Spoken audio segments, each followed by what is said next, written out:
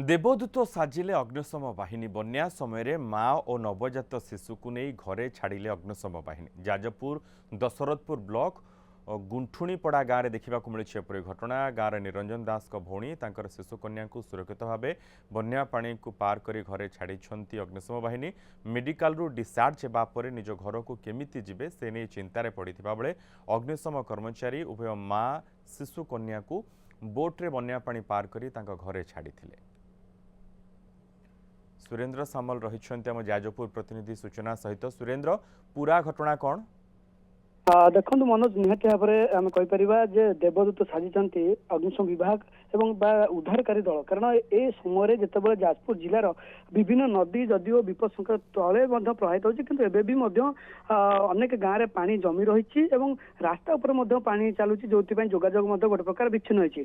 किंतु ये जो घटना सामना को आसी दशरथपुर ब्लॉक रही दशरथपुर ब्लॉक कईया पंचायत गुंठुणीपड़ा गाँव में घटना देखा मिली।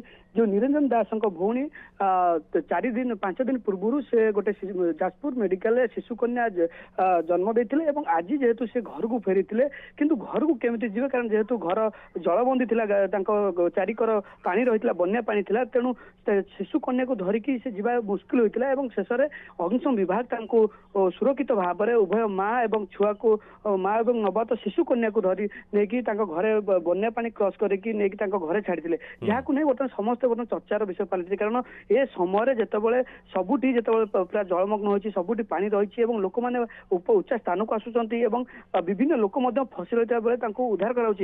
किंतु ये शिशु कन्या सहित जड़े माँ को छाड़ा निहाती भाव में गोटे कष्टदायक कारण गोटे चिंताजनक था जेहेतु पानी पूरा बन्या पानी थिला फुल रही रास्ता एपट सेपट तो निहाती भयभीत रही किंतु जिते से पहुंच सारे से अग्निशम विभाग जो कर्मचारी थे धन्यवाद देते। तेणु जे जो थे जो गुंठुणीपड़ा जो ग्रामर जे थे निरंजन दास भौणी रश्मिता दास ये शिशु कन्या जन्म होता है नवजात शिशु कन्या को धरिकी से पहुंची कईया पाखे कईया को घर को जीवाक निहाती भाव में जेहेतु पानी रही से मुस्किल होता।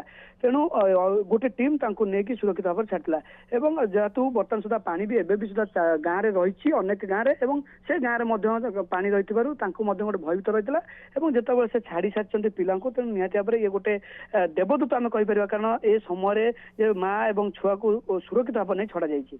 मनोज, बहुत बहुत धन्यवाद सुरेंद्र समस्त सूचना।